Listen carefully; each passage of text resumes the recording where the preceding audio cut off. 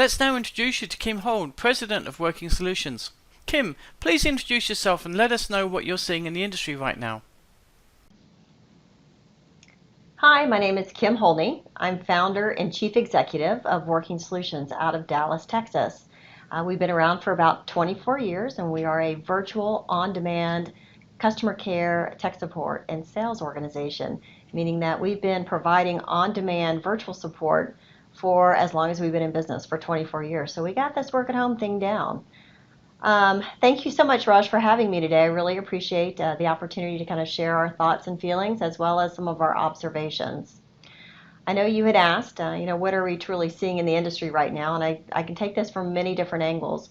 First and foremost, being an on-demand organization with virtual agents, and we do use contractors, we have seen an incredible spike in the number of applicants over the past week or so. As we started to get into this coronavirus scare, we immediately started to see a rise in applications because I think companies began to start to lay off, obviously, for those who can't work in an office space and needed to work from home. So we've benefited from that. We've seen a tremendous number of applicants over the past few days and few weeks. From a client perspective, we started looking for them to develop disaster recovery plans about 2 to 3 weeks ago. Some of them were a little slow to respond, thinking, yeah, they kind of got this, and they have coverage in many different places. But when states and cities started shutting down, everybody obviously got into panic mode, and they were trying to send as many folks as they can to work from home. I don't necessarily think that we've seen, at least on the client side, them as prepared as we maybe thought that they could be. We had extra volume to be able to take on. We have basically a disaster recovery group of agents that are willing and ready to help on a moment's notice. I think most folks were trying to get these people, their team members, to work from home. Their volume was through the roof. We saw all kinds of volume coming in from email, chat, phone, just all over the place. And then many of them, now that everybody has got this work from home initiative and people have started to do other things, that volume started to drop off in many of the industries that we service. Other industries have started to skyrocket. So where we're seeing one group really kind of see an incredible downward slide, we've seen others with an incredible peak. So we're across the board there. I don't think companies are as ready for automation as they thought they were, and it's a shame because we as an industry have been talking about automation for more than 15 years, and I think when it came down to brass tacks, a lot of customers and a lot of outsourcers weren't ready to do that automation component. That's what we're seeing today. I'm sure it will change because we've been seeing things change basically hourly. So yeah, it's kind of crazy out there right now. What do you see as the long-term prospects for centralized contact centers? As a virtualized call center who has really never had a bricks and mortar, premise or location, I can't really speculate. That's not my place, but I can tell you a couple of things that I know. One, our industry is very, very, very slow to change. I think if you look back 20 years, we're pretty much the same way as we are today. With the exception that you'll find very large outsourcers are, obviously they've got an onshore and nearshore, home-based, as well as an in-state solution for many of their clients. So there is a flavor for everybody, and I think that will continue. I do think that the centralized call centers will still maintain. So once we get through this craziness, my gut says that we will go back to a centralized call center environment like we've had, maybe sending a few more folks at home. But what I really see taking off is the AI. I see the greater use of bots. I see the greater use of automation attached to a very intelligent agent. So automated intelligence along with an intelligent agent. I think gone are the days where we have simple transactions, because those are the ones that are flooding the calls right now. And I think we can handle those triage and some of those other very basic calls through automation. We don't necessarily find that we need a contact center to handle those. There are some very specialized calls, and as well as some very confidential calls that I still think need to be handled with an agent. So I see a little bit of a disbursement. Honestly, I think what may happen more than anything, we'll still have the centralized contact centers, we won't necessarily have the volume of people sitting in that contact center as we saw before. And are there any good news stories you can share? For us, it's been fabulous. And I hate to say that we thrive in kind of a disaster related environment, but as an on demand company, that's what we do. We really come together as a strong team and do what it takes to make sure that our customers are cared for and we get this done. We have a lot of folks that really rally together all times of the week. In fact, I can tell you this weekend, we signed an agreement on Saturday and started the prep process on Sunday evening with our trainers. So that's how fast things are moving, and it's just so exciting to be able to see people who can respond like that. Another really great thing that we've seen, there are many programs that, because they already have their outsourced work at home solution, haven't changed a bit. We have folks working all over the country that really haven't missed a beat.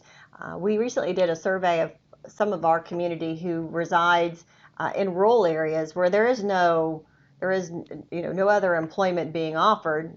We can go in and offer them a contract role, and they can work on different programs and different projects at their leisure on their own time, and it seems to be working. We haven't skipped a beat, they haven't skipped a beat, and they actually have some cash to contribute to the economy, which I think is an amazing thing. I've received a lot of thank you notes. I've received a lot of strong notes of encouragement, and we're passing those along to the team. And these are from our contractors out there who wouldn't change a thing and who absolutely love what they're doing, and they're able to continue on with their, bringing in the revenue that they need for their small business without any changes at all. So I think that's a little bit of good news, and we're really excited that we could be there for them.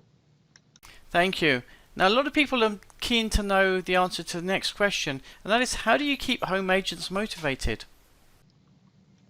Well, I love this question. How do we keep agents that are working from home motivated? Um, and my honest answer would be it doesn't take much. All it takes is a bit of communication and a lot of purposeful work. So I think what really motivates our professional team, and they're professional independent business owners, so they do have a different sense of a perspective when they come in and do project work for us. As long as they know that they are serving a purpose, they are as motivated as I think that they can ever be. We can give a million kudos. We can do the rah-rah, keep them excited, tell them how much we love them, and we do. But none of that matters if they don't have anything to contribute. And I think what we've found is that the calls that they're taking and the emails that they're answering and the chats that they're responding to and the customers that they're working for have been incredibly appreciative. They feel like what they're doing matters and what they're doing counts. So from a motivation standpoint, right now it's not a problem. Humans respond to incredible empathy and kindness, and they're seeing a lot of that right now amidst all the craziness and the people fighting for toilet paper and paper towels. There are people out there who are so appreciative to just talk to somebody and get their questions answered. And I think right now that is motivation enough. They are absolutely enjoying what they're doing, and it doesn't matter how little or how long they're working, they know that they make a difference. Interesting, thank you. And how do you hire home agents in the first place? Well, we get this question a lot. How do we hire remote or work at home or on demand agents? And the answer is quite simple. Very much like you do an application for any other on demand job. Everything for us is automated on a platform and a system. So obviously, if you go to the Working Solutions website, there is a little tab there that says, for agents. We talk a little bit about the process, and then it will actually walk the person through many different steps. So we absolutely want to make sure that the person who is deciding to do this as a business knows what they're in for. This isn't just a fly-by-night organization. This is something that you want to make sure that you have the time to do and that you have the professional skills to be relatable to whatever program that you do choose. So basically, one would go through and complete all the questions that we have. There is a bit of an assessment. There's a little situation analysis where it talks about what that person will be doing. Then there is obviously a background check because we do some very highly confidential tasks, and we want to make sure that the people that are actually agreeing to do that task have the background that allows them to do so. With that in mind, there is a bit of a matching process that takes place. The contractor will choose which type of program or project they want to work on, very much like if you're on Tinder or Match.com. And then we would actually complete that process by ensuring through a little discussion that you do have the skills that you say that you do, and that you are who you say you are, and just move forward from that standpoint. It is very hands-off from our standpoint, with the exception that we do touch and talk to every single person that comes into the community and through the network. It's pretty simple. Really, again, all you have to do is go to the website, workingsolutions.com. You'll see the little agent tab, or you can go to jobs.workingsolutions.com where everything there is posted. Thanks for asking. Great. How do you give staff feedback as well as train them when they're working remotely? You know what?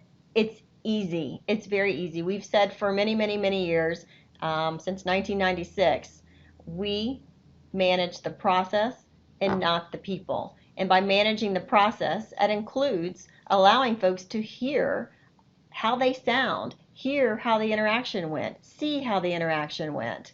So getting through and kind of going through what we call the education process, because really these folks come to us, all these contractors come to us with the skills. They may have travel skills, they may have banking skills, they may have skills working in some type of healthcare field. So they're actually coming to us with the skill. The difficult part for us is that we have to acclimate them to whomever system they might be working on. And we found there are proven ways to do that over the many, many, many years. Like I said, going on 24, that we've been doing this. One great, trick is that we have an amazing education and development team. The team has been with us for, very long time, 15 and 20 years.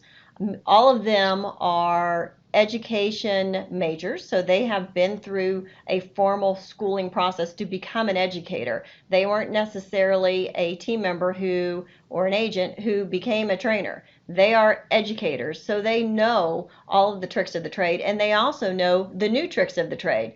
Believe it or not, the education field is evolving constantly. So there are new ways that people are educating, and we are applying those in a remote fashion.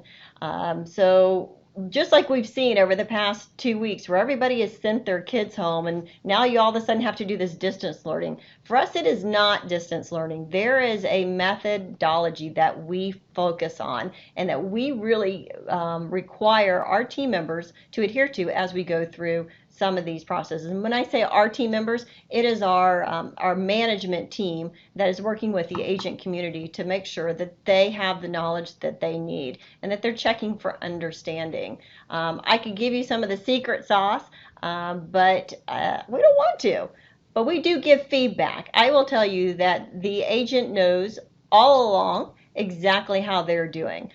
We can do that in many ways, shapes, and forms. We post the information for one, so they know what the KPI is. But if they want specific, or they feel like they are struggling in any type of area, they can reach out. We offer open forums where they actually seek out the help versus us telling them that they need to seek out the help. So it is a little bit of a different process. Again, we manage the process, not necessarily the people, and it works very well. And lastly, what other tips would you share with companies who are looking to set up remote agents? And there's a lot out there right now. Okay, tips and tricks. We have a lot of them. We've been, like I said, been doing this a long time, so there's a whole laundry list, and honestly, the tips and tricks do change. I think in today's environment with COVID-19 or CV, there are some things that we're doing a little bit differently, and I think that everybody should be able to latch onto them. Tamara Schroer, who is our Vice President of Education and Development, does a fun little thing called Tamara's Tips. it should be Tamara's tips on teaching, because she is an educator and has been and has a team of educators. She is providing some education tips on how do you get this information in a virtual environment. How do you keep people engaged? How do you check for understanding? What is it that you do? I can tell you the first tip, and I think pretty much everybody knows this: never have a conference call that's going to last more than an hour. Never have an education session that's going to last more than 2. You cannot keep people's attention looking at a computer for that long. You have to break it up. You have to move from different styles and fashion of teaching methodologies, and you certainly have to do the same thing when you're explaining what a customer or client is looking for or needing. Most importantly, you cannot leave anybody out. Everybody learns a little differently, and everybody absorbs information a little differently. You cannot say that because you're communicating one way, that's going to be best for everyone. You need to communicate in writing, you need to communicate in video, you need to communicate in voice, you need to communicate in a community posting. However you can get it across, you need to get it across, because what we found, people do not read. Whatever happens, they can be the most educated people in the world, but generally, us as humans, we start at the beginning and skip to the end, and we miss everything that's in the middle. So you have to send and deliver that information in many different ways. So do not leave anybody out. And when you think that you haven't, check and recheck again, because more than likely you probably have. So I would say make sure that you've got a peer review with a couple of different eyes looking at whatever you're trying to deliver and send out, to make sure that they all get it. I do think you need a lot of verbal interaction, and although you don't have a classroom per se in our on-demand environment, that you try to reach out and extend that help as much as possible. Be open, be friendly, be kind, and respond. I cannot tell you how often I get people saying, thank you so much for just answering my email or just responding to me. As president of an organization, rarely do I not respond to anybody who has provided me with a suggestion or a concern or a question. Now I will say that I don't always respond if it's just a, hey, thank you for this or thank you for that. But if there is a question and there is something that needs a sense of urgency, I respond. Our team responds. Be responsive, don't leave anybody out, communicate in as many ways as you possibly can, and check out Tamara's tips. Tamara has some great things on the education front, and I think it can help everybody. So thanks for asking. That was a really great question too.